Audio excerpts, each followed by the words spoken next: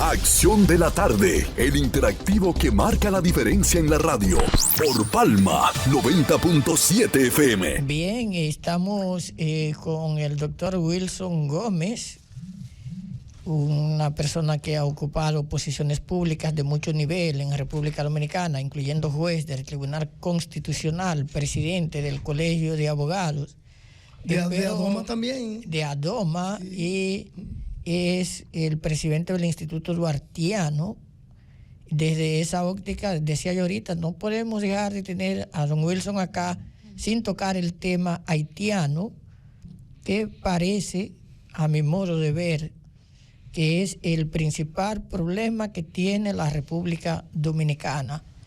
Doctor, la postura reciente de la oposición política, por ejemplo, en el caso del doctor Leonel Fernández, que va a la frontera, lee un comunicado apoyando la situación de soberanía migratoria de República Dominicana, las declaraciones de la Fundación Joaquín Balaguer también apoyando el plano de soberanía migratoria, este flujo de gentes que se sacan de Haití por parte de países hermanos que no están seguros de lo que pueda pasar allí, pero al mismo tiempo la postura de la ACNUR hablando de que el Estado dominicano tiene que asumir posiciones y dar tratamiento de refugiados, amnistía internacional, toda esta bulla en términos llanos que se genera desde la situación crítica de Haití, a su modo de ver, puede constituir o está constituyendo un peligro real a la soberanía dominicana. Bueno, mire, es un problema que, como todos sabemos, es un problema de muchos años que hemos estado de verdad que librando una lucha interminable, porque nosotros tan pronto proclamamos la independencia en el 44, en febrero a finales, ya el 27, ya 14 días después había una acción armada aquí en Fuente de Rodeo en la defensa de esa independencia proclamada, y después, ¿verdad?, 6 días mediaron para un combate mayor, una batalla en Asua el 19 de marzo, sí. 10 días después en Santiago, y se prendió una lucha, ¿verdad?, prendida desde 1844 hasta 1856. 12 años que entre batallas, combates y encuentros de trascendencia, 29 y 22 tuvieron gravitación aquí en el suroeste de la República. Esa lucha constante, pese a que los haitianos terminaron como entendiendo que ya no podían seguir, sin embargo, esporádicamente siempre había conflicto en frontera. Y se recuerda inclusive que hombres de aquí, de esos generales de aquí, Carlos Alberto Mota, Candelario de la Rosa, Vázquez, toda esa gente tenían que ir a frontera a enfrentar las situaciones que se generaban en iniciativa siempre de los haitianos. Porque una cosa en la historia es que no se registra un caso donde la República Dominicana haya tomado iniciativa contra Haití. Este pueblo ha sido muy respetuoso. Este pueblo nunca se ha referido, pese a las groserías en contra nuestra, que auspiciaron Toussaint Louverture, que auspició Dessalines, que auspició Boyer y otros. Los dominicanos nunca se han referido a esos prohombres haitianos con insultos ni con desconocimiento. Y entonces, bueno, pues nosotros hemos tenido ese problema y, por supuesto, en estos tiempos ya tiene otra connotación. Porque ya el problema de nosotros no es una confrontación con Haití. No, la confrontación es ahora con organismos internacionales, con grandes potencias y gente que con soberbia, con irrespeto, ¿entiendes? Yo diría que hasta en una actitud de provocación le endilgan al dominicano posiciones xenófobas, discriminatorias, racistas, lo que es mentira, y ellos lo saben que es mentira.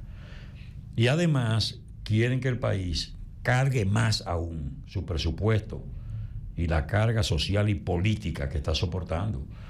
Ninguna nación, ningún país, ningún estado de ninguna parte del mundo ha sido más solidaria con Haití que la República Dominicana. Y los haitianos no lo reconocen. Pero estos organismos internacionales que saben que es así, han concentrado su esfuerzo y su trabajo en denostar a los dominicanos, en pretender desacreditar a la República Dominicana. Y a veces nos preocupa que desde el país no hay una respuesta enérgica y categórica como la que tenemos que dar. Aquí hay que lanzar una ofensiva diplomática de defensa del interés nacional y de edificación del mundo, porque en esos países lejanos creen que nosotros somos blancos, que podemos estar discriminando. Señores, nosotros no somos blancos, ni hemos nunca discriminado a nadie. Haití sí, porque Haití en su constitución estableció desde el principio que un blanco no podía acceder a funciones públicas ni podía tener el derecho de propiedad, por ejemplo, y eso se mantuvo. Y fue de las discusiones grandes en 1843, cuando estaba el asunto planteado de la constituyente en Haití y de la representación de hombres de esta parte de la isla en la constituyente haitiana, que inclusive Buenaventura Báez pedía que por lo menos dejaran que adquirieran propiedades, que aunque no permitieran que ocuparan funciones públicas, que por lo menos dejaran que tuvieran titularidad, y no lo permitieron. Sacaron de su bandera el color blanco. Ellos son los que han asumido prácticas xenofóbicas, racistas y discriminatorias. Pero nosotros, como he dicho, no estamos confrontando con Haití. Haití tiene una actitud hostil contra nuestro país, porque ellos han sembrado la idea. No es hoy un peligro más serio que la imposición que quieren hacer organismos internacionales. Bueno, claro, es un peligro porque en cierto modo ha habido un propósito que se ha advertido, que se ve. Porque la naturaleza de la Organización de las Naciones Unidas, ONU, como organismo internacional, y de la Organización de Estados Americanos, OEA, como organismo regional, ¿verdad?, es ir en auxilio, en socorro, en ayuda, en colaboración, en solidaridad con los países que están en una situación de infortunio, donde se han caído las columnas institucionales, donde hay una hambruna, donde hay una insalubridad, donde hay una pobreza y donde bandas armadas son las que están controlando el territorio. Pero ¿y dónde ha ocurrido eso, que esos organismos internacionales no han intervenido? A lo mejor, como dice la izquierda haitiana, dice la izquierda haitiana, si fuera un asunto para cambiar el sistema, ahí estaría Estados Unidos hace rato. Si es para cambiar el sistema político, para irse al socialismo, ¿te das cuenta? Y parece cierto. Ahora, ¿a qué han estado jugando ellos? Han estado jugando al tiempo. Dilación, incidentes, como decimos los abogados, ¿verdad? Los incidentes. ¿Para qué? En un esfuerzo, porque ese laissez-faire, esa pasividad, lo que ha procurado es que se extienda la crisis, se agrave, de manera que al haitiano no le quede alternativa. Y le voy a decir una cosa, es difícil la situación en frontera. La gente no imagina el esfuerzo sobrehumano que están haciendo los militares dominicanos para no dejarse provocar, pese a los ataques constantes de haitianos que apedrean, que disparan y que de alguna manera provocan a las tropas dominicanas.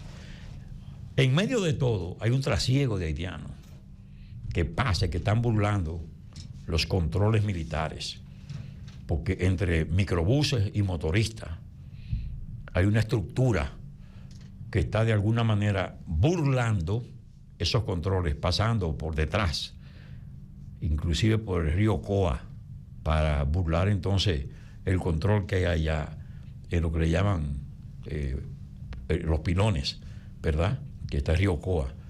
Entonces todo eso se está haciendo y cada día la presencia haitiana es más. Pero mire, salió en primera plana en la prensa escrita que en los primeros 2 meses de este año, 2024, unas 5.500 parturientas haitianas. ¿Usted sabe qué significa eso? 917 por día, niños haitianos. y 38 por hora.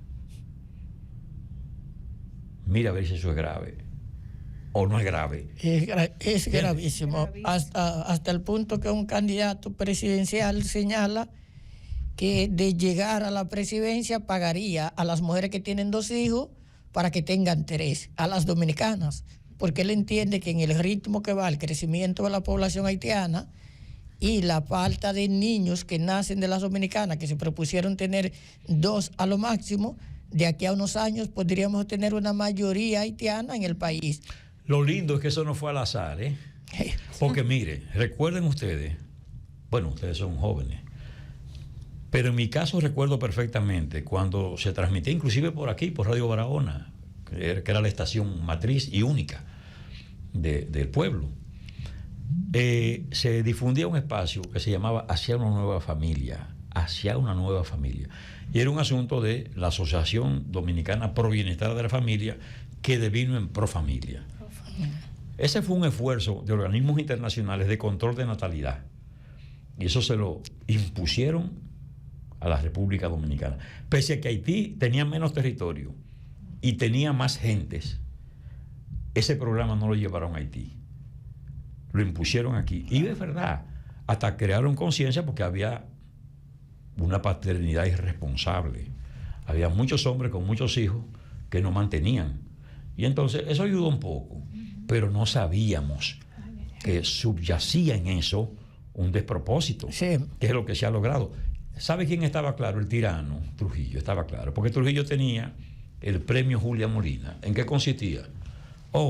La mujer con más hijos era la que más aportaba a la patria y le daba un premio.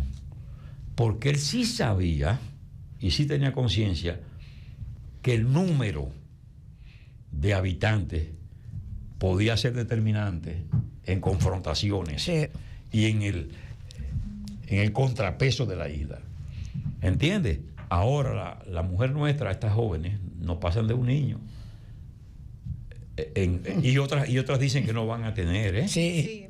Porque hay una generación ahora que dice no voy a tener. Yo particularmente tengo la experiencia de sobrinas que están resistidas a no tener hijos.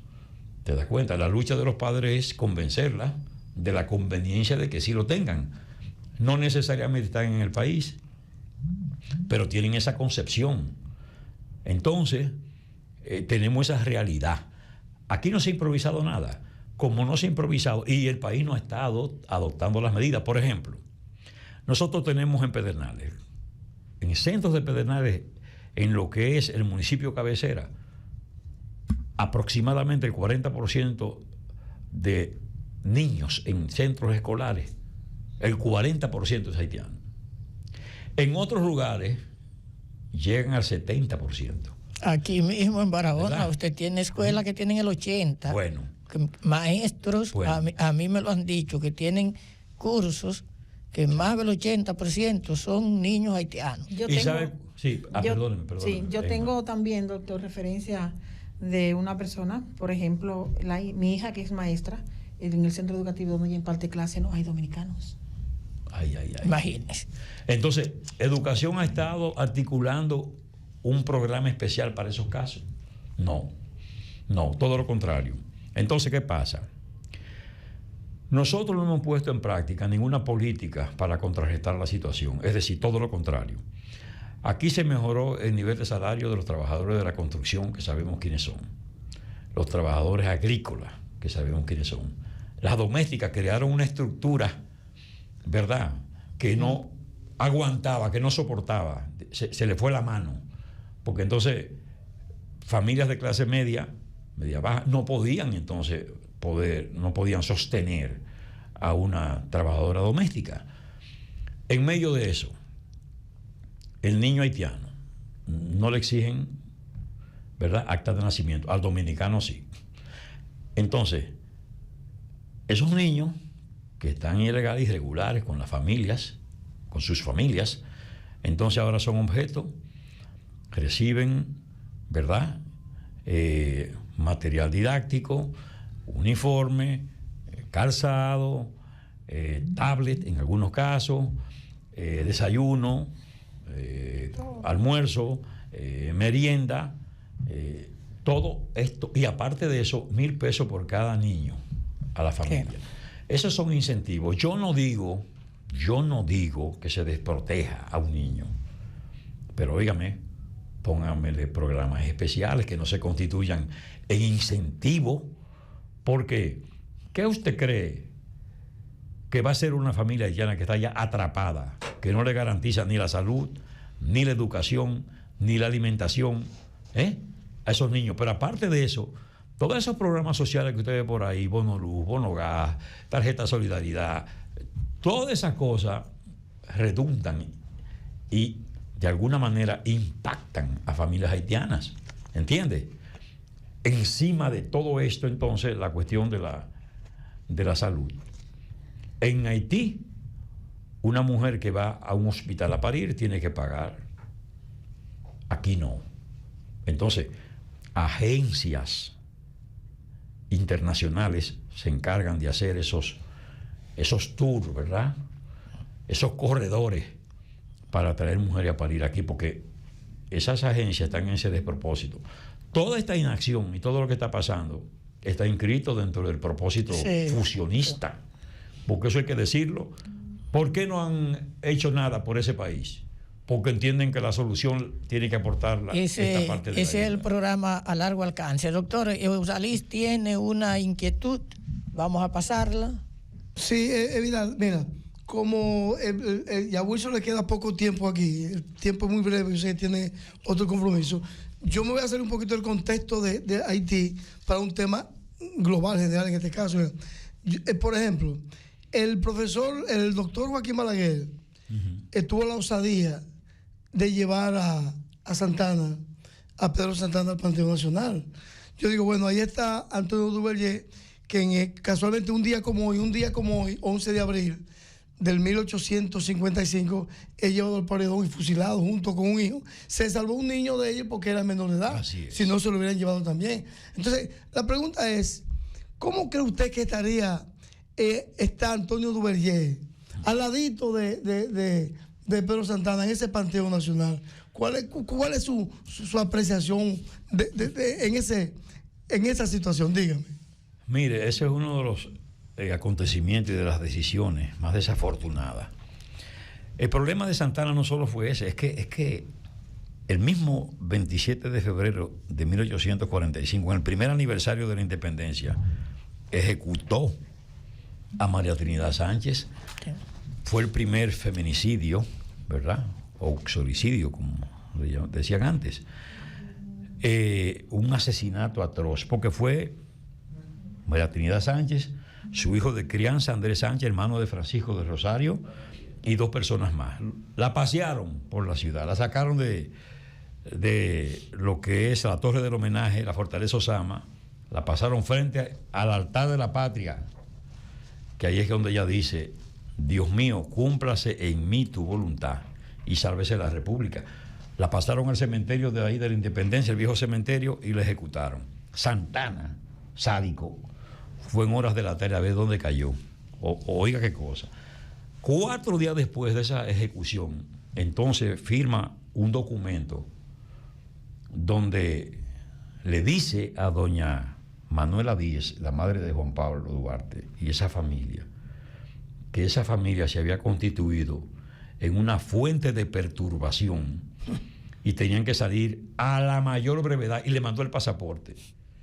Y ahí salieron todas esas hermanas, junto con Manuel Duarte y los hijos de Vicente Celestino. Pero salieron así. El mismo 19 de marzo ya estaban saliendo. Estamos hablando del mismo año,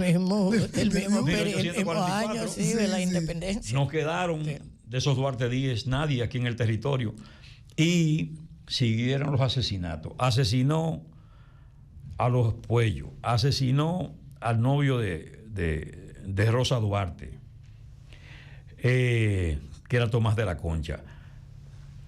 En el caso de Antonio Duvergé fue cruel, como tú dices, así mismo, Dalis. El asunto fue que, y esa señora, la esposa de Antonio Duvergé, que es una heroína y mártir, desconocida totalmente, Rosa Montaz. Esa señora soportó todo, paseó todo el sur conjuntamente con Antonio Duvergé, fabricando municiones, curando enfermos, preparando alimentos, ¿verdad? Cargando pólvora, llevando mensajes a los patriotas, etcétera. Y pasó por la pena entonces de que este sátrapa, Santana, ordena el asesinato, porque eso fue un asesinato cruel, de Antonio Duvergé, su hijo mayor, Celestín, y el menor condenado a muerte cuando cumpliera la mayoría de edad. Que fue un episodio muy triste porque Antonio Duvergé iba a ser ejecutado primero y él dijo que no quería que su hijo viera su ejecución, pero que él estaba en condiciones de resistir la ejecución de su hijo. Y efectivamente, ejecutaron el hijo primero y luego Antonio Duvergé. El menor salvó porque cambiaron las circunstancias y entonces no hubo la oportunidad de ejecutarlo. Y este hombre, estos restos están ahí. Fíjate, eso es como una especie de emplazamiento a los gobernantes, porque es lo que decimos. O sea, Duarte siempre dijo, el gobierno ha de mostrarse justo y enérgico, o no tendremos patria, ni libertad y en consecuencia ni independencia nacional. Se necesitan hombres enérgicos. Eso es un decreto, porque por un decreto Balaguer lo introdujo, por un decreto lo saco y lo llevo a su lugar. Es que tiene que hacerse un acto de justicia. No se puede tener miedo, no se puede tener miedo. Y por miedo está ahí Santana. Por miedo. Porque no es por merecimiento ninguno. Porque además, ¿cómo terminó todo? Asesinó la patria, baja la bandera dominicana, sube la española, nos convierte a nosotros de república en una provincia de ultramar de España y mueren como mueren los traidores, solo, en el olvido, y solo se les recuerda por la maldad. Entonces, en realidad, ha faltado determinación de los gobernantes, de todos los que han estado ahí después de ese acontecimiento de Balaguer, y a la fecha que mantienen ahí. Y realmente, el mismo Santana había expresado que él quería descansar donde estaba su hermano gemelo, Ramón. Porque Ramón Santana, contrario a Pedro, era un patriota trinitario, desprendido, y que había dado muestra de ser un hombre de entendimiento y un hombre de grandes virtudes.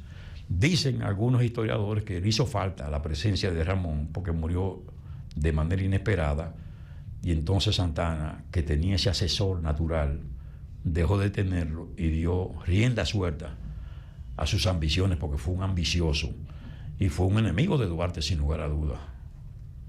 Sí, era difícil, pero por más justificación que dio Balaguer, no ha convencido a la gente más sensata de este país de que debe ocupar Pedro Santana ese sitial junto a nuestros grandes hombres que lo dieron todo por este país. Pero es una realidad que hay que ver. Bueno, mañana, día 12, para que ustedes se recuerden, es un aniversario más, ¿verdad? Tendríamos 180 años de la rendición de cuentas de Duarte. Ese documento valioso que revela lo que es la transparencia, el sentido de responsabilidad en el manejo de los recursos del Estado y de los recursos ajenos en sentido general. Ese documento extraordinario de Duarte, con esos 1,000 pesos que recibió, 1,000 pesos fuertes para las tropas, que lo llaman intempestivamente de ahí, de Sabanagüey, que estaba comandando conjuntamente con el mismo Santana. Y entonces, bueno, con esas intrigas de Santana y Bobadilla, es que sacan a Duarte Sí. de lo que es el ámbito de combate.